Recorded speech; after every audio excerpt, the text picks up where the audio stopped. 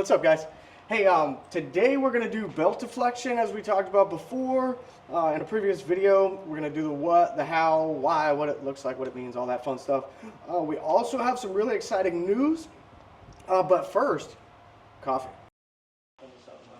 Good morning. Before we jump into today's video, I have some really exciting news.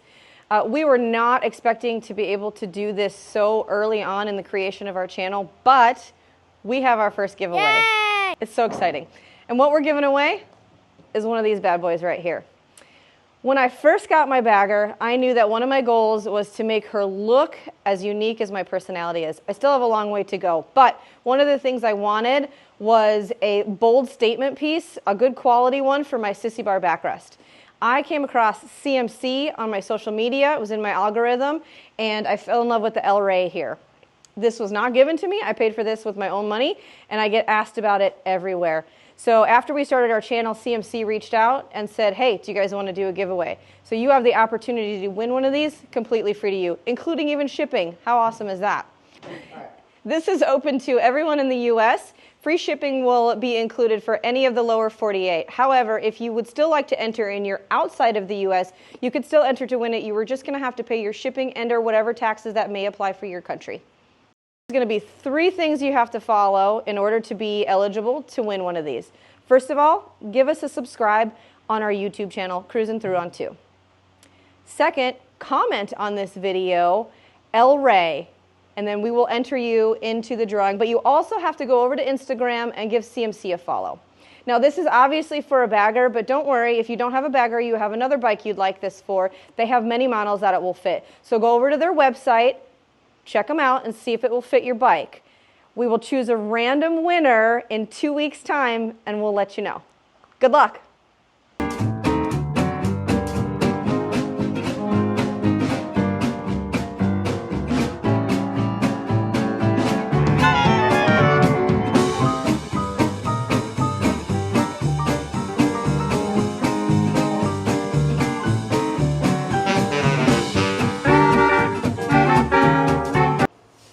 What you doing? Why are you going in my bags? What? I'm taking the saddlebags off. Oh, we have to do that to do the belt deflection? Yeah. Oh, yes. I forget. Not everybody knows. Yeah, so step one, guys, take saddlebags off. So once we get these bags off, I'm going to get it on the lift, and we're going to come back. What is he doing? Well, someone in the daggum comments somewhere had to say, let's see you push it. So like a dingleberry, here I am. Okay, let's see me push it. Little skinny me. Yeah, it's all about the angle of the dangle, guys. It's really not any harder when you push it. It's just, it is a lot easier when it's running. All right, let's get into it. We're going to show you this belt deflection. Now this is on my 22 Street Glide ST. Is this going to be the same for all bikes? No. No. No, thanks for covering that, because we didn't cover that in the neck bearing. Okay. This process, this cam adjuster, is only on baggers. So your Street Glides, Road Kings, Ultras, stuff like that, they're all going to have this cam style adjuster that we're about to do, this same belt adjustment process. Now, Softails are actually done differently. As a matter of fact, we got one right here. So just so you can see what's going on here, my love, if you look underneath of here, this is a bolt. Think of this as it's a long screw, and it pushes, as you tighten it into the frame, it pushes the axle backwards, or if you loosen it, it allows the axle to go forwards. This is done differently than this cam adjuster. We will go over this in a future episode. We're going to also do the follow away on this one. We'll do the whole service process we did on this, but we'll do it on the Softail. So, with that being said, what questions you got?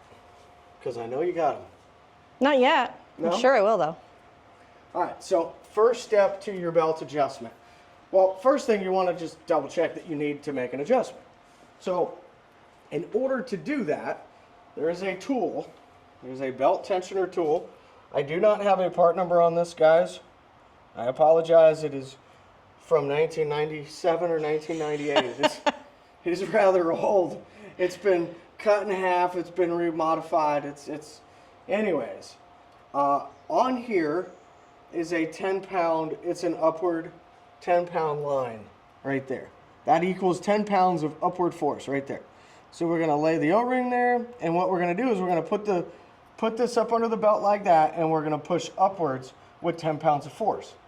And what we're going to look at, since I so handily have one of these here, you can come in and look closely. What is this? What is this piece? This is the belt guard, right? For most people, if you have your stock bike, this is probably attached. If you come over here and look at yours, yours is right here. This is your belt guard, and in your belt guard is this window, and there's these little hash marks on your window. What are those hash marks for? Well, those are measurements. They're units of measurement. Okay. Each hash mark is 1/8 inch. So if you push upwards, and I'm making it up, but you go five hash marks, you can add that up, and now you know where you're at. Okay. And you're going to have a specified measurement range for this particular model, for this particular year. It's big. It's like small and big. It's like 3/16 to almost ½ inch. It's big. Small and big. Yeah, like it can be really tight, but they also say it can get kind of loose, in my opinion. That's what she said. Exactly. So a belt, real quick, to kind of cover that, a belt on your motorcycle should fit similar to how you want a belt to fit on your waist. It should be snug. You don't want it tight, but you do want it snug. You don't want your pants falling down. So Good analogy. The same thought process. You're going to want your belt tight, but you're not going to want it banjo string tight, basically. With the unit of measurement given, for the longest time, Harley Davidson was like 5/16 to 3/8. That was pretty norm. That was standard. And you can still live in that range. That's obviously 3/16 to ½ inch. Well, 5/16 and 3/8 is inside of that range. So you can still live in that. If you want to live on the tighter side, the 3/16 side, that's kind of where I like to live on these. Personally, they're only going to stretch and get looser. So why not start on the tighter side? And if you've ever felt the ones that come out of the factory brand new, oh my goodness, you could play music on those things. And they say they're just fine. Don't ask me. Exactly. So, now without trying to be too long-winded, let's do this as simply as we can. If we want a 3/16 deflection, that's going to be about, or even less than, one full tick, right? So actually, let me take that back. 1/8 inch is 0.125, so 1/875. So it's in between. So if you were measuring from the bottom line, we would want it to land in between these two ticks. Notice I made them silver for us to easily see. The 1/4 inch, which would be 2 ticks up, is 0.250 in decimal form. If we're at 1/8 inch, that's 0.125, which is a smidge tighter than 0.1875, which equals 3/16. So now that we just rattled off a bunch of numbers, what does that really mean? It just means how big or small this gets to deflect or move under 10 pounds of force. Now, one last key thing that we're supposed to address and say is that the legalese, and Harley Davidson says, to accurately measure the belt deflection, you take the measurement with the rider's weight on the motorcycle. Let's be honest. For those of you working in the shop, how many times have you actually measured the deflection with that rider sitting on it? Very rarely. How many people go to their dealership and their service department's like, hey, come sit on the bike so we can get your belt deflection and measure it? Probably never happens. So that part of it is a legalese thing, and we should definitely say that. And as a matter of fact, I'm going to have Melissa do this for herself. She's going to push up with 10 pounds of upward force, and then I'm going to sit on the bike. Since we're comparable weight, she is definitely lighter than me, so that's only going to help what we're doing here. Good man. Always say that about your wife. But when you push up after I'm sitting on it, you would think that you're going to see something different, correct? And everyone's going to get to watch. So we'll all get to find out together how much rider weight actually affects that belt deflection. Now, I'm about to do this, and I've learned already that Melissa's going to be like, what are you using? What tool is that? What's this? Hey. Sorry, not sorry. So, 3/8. Derp. So, 36 millimeter. This happens to be a 12 point. Doesn't matter if it's a 6 point or a 12 point, as long as your socket is, or your nut is stock. If you happen to have a cool 12 point nut, then you're gonna want a 12 point socket. So, pay attention to what you need. That's first and foremost. Now I also have a 36 millimeter wrench from Snap-on. No, you don't need to buy these. I'm just showing you what I have and what I use. And then I have Harley Davidson's emergency help meal, got them on the side of the road wrench. Look at this thing. And believe it or not, it gets a fair amount of torque, but it hurts your hands. I've modified this, I don't mind that. But anyways, this hurts your hands, right? It's skinny, it's sharp. So, isn't that what she said? Okay, so step one, as stated a few minutes ago, we're gonna check our measurement. Now we know our measurement's loose because we went ahead and loosened it up for you guys so you could see what we're talking about. If we call the bottom of the belt, this lip, we're gonna call it right at the bottom of this plastic. If you guys were up at my level, right through here, that's pretty safe to say that that's where it's at. Now with 10 pounds of upward force, we went how many ticks? So we went from the very bottom, 1, 2, 3, 4, 5. Almost 5. About, from my angle, I would 5. almost say 5 flat. Okay. So if we did our math on that, we're out of range. So Oh no! Oh no!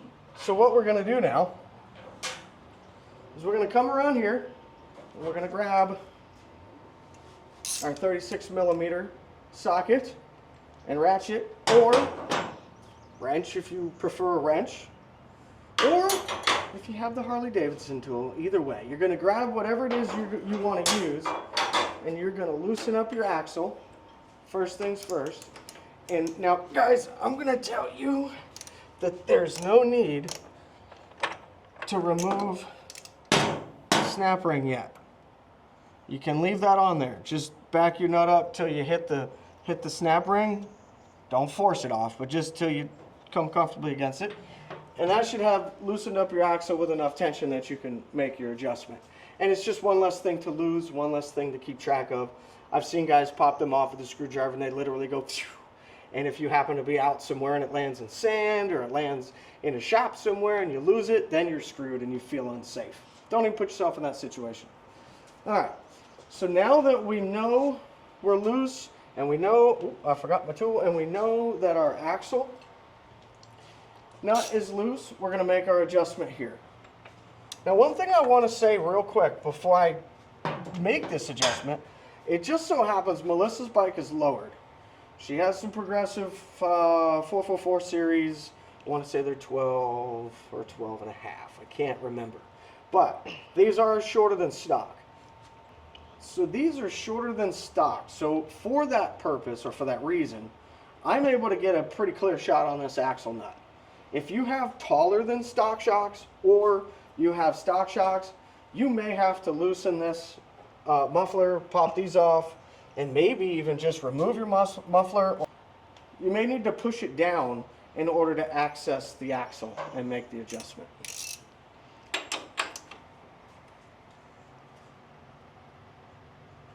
Now this is kind of right here, you're just doing it by feel till you feel like you're in the range, and then you'll get your tool over and you'll check it. Now if we climb down under here one more time, try to get in the same space. Now that we have tension on the belt, we are definitely above the bottom of the plastic. And for my visual reference, I'm going to use that hard line, and I'm going to bring my head down to an angle that is flat with the other line.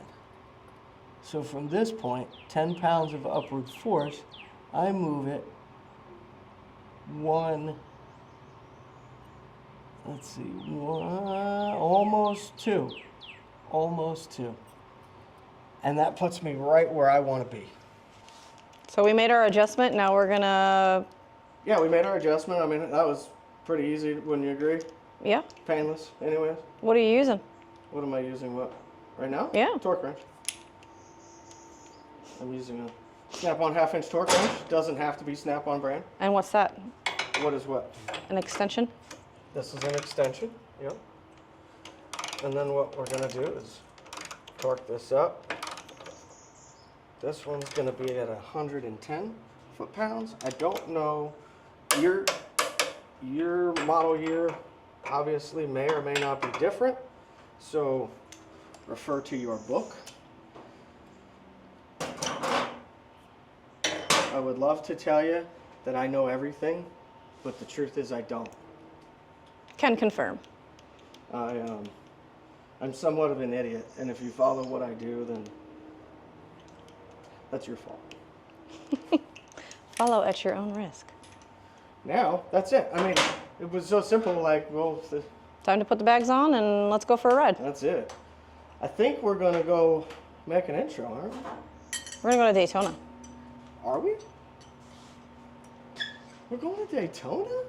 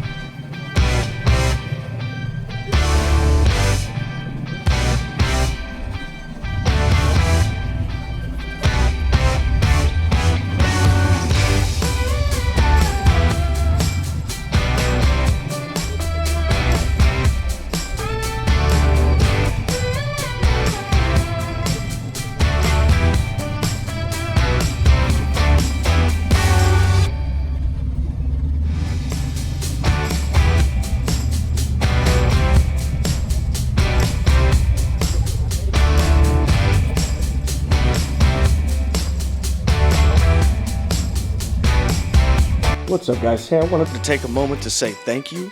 Thank you all for your support. Thank you to CMC for supporting us and allowing us to give away an El Rey backrest on their behalf. I'm truly touched, you guys. Thank you again. And as we close on Bike Week 2025, I want to say it was awesome to have met so many of you in person, and I'm sorry to those I was unable to meet this time. Here's to next time. And as we close, wherever you are, right now, if it's morning, good morning. If it's afternoon, good afternoon. Evening, good evening. And if it's night, good night. Till then, stay upside and we'll see you on the flip.